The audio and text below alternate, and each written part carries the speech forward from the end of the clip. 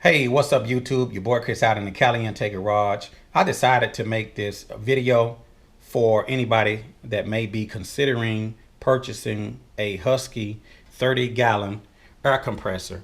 I actually picked this up at Home Depot.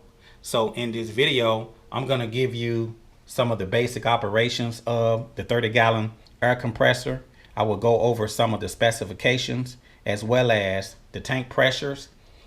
I want to see how long it actually takes to fill the tank while doing a decibel test to see how loud the motor actually operates. So if any of you guys have been thinking about purchasing a 30-gallon Husky air compressor from Home Depot, stay tuned to this video for my review. Let's get started.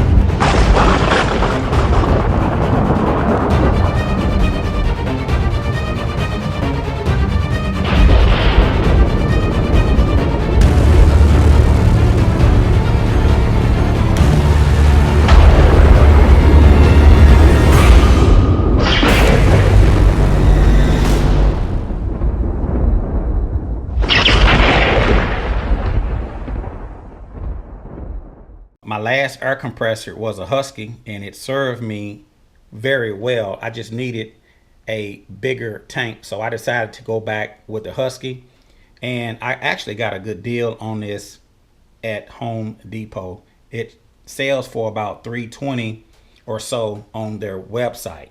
I'm going to go over some of the basic operations of this air compressor and identify some of the key components. Looking at the top left is the power switch. This turns the compressor off and on. This is actually a oil-free air compressor. I don't have to worry about filling it with oil. Looking at the front, you have the gauges. To the left would be the tank pressure. To the right would be the tube pressure. Looking at the front, this red knob is actually the regulator. Turn it to the left to decrease, turn it to the right to increase. Also at the top right would be two connectors for your air hoses. They're giving you two of them. Looking underneath the air compressor is the drain valve. If I turn it down, that is open, letting the moisture out of the tank. Flip it back up, and that closes the drain valve on the bottom of the air compressor. Looking at the specification label on the front, it says it's a 30-gallon capacity air tank. It puts out 6.8 square cubic feet per minute at 40 PSIs, and it also puts out 5.1 square cubic feet per minute at 90 PSIs. The tank pressure is 175 PSIs, and it has a 1.7 horsepower motor. The label on the front says that the tools recommended would be for inflation, finish, nailing, framing and roofing, hobby painting, bolting, cutting and drilling, and surface prep.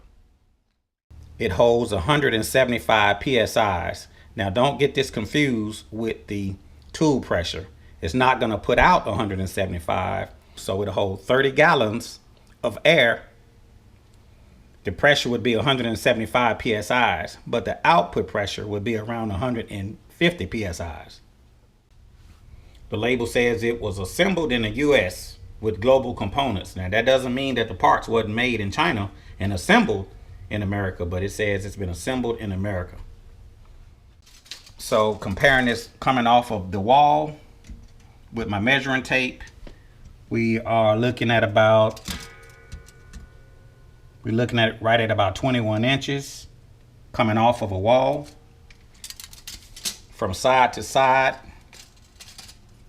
or wheel to wheel, you're looking at about 21 inches. With the measuring tape, you're looking at about 46 inches on the height. Looking at the power cord, It is a 3-prong, 120 volts or 15 amps. And you can plug this into a standard house outlet.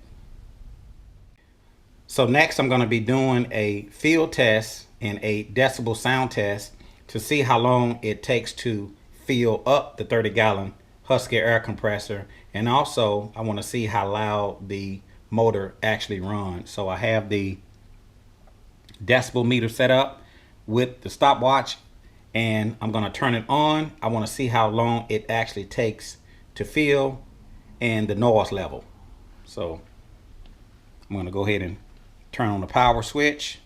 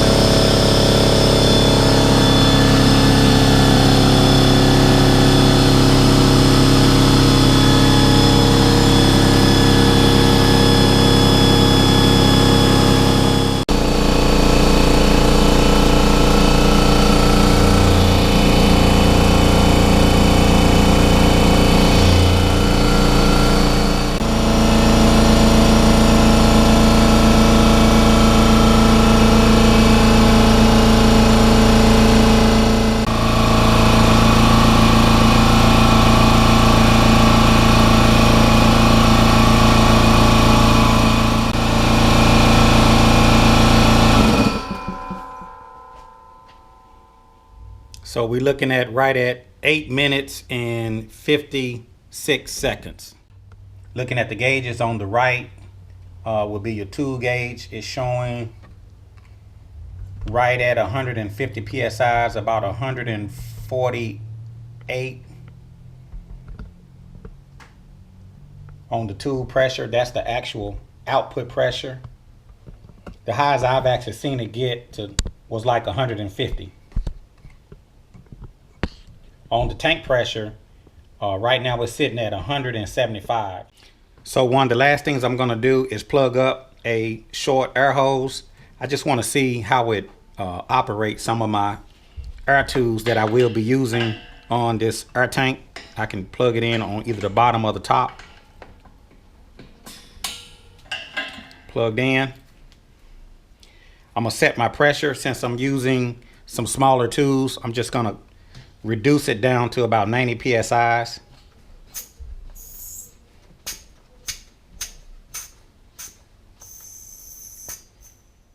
I basically want to see how much the gauges will move once I press or once I operate the tool. This is not a true test. I just want to see how long it takes to, how much pressure actually drops out of the tank.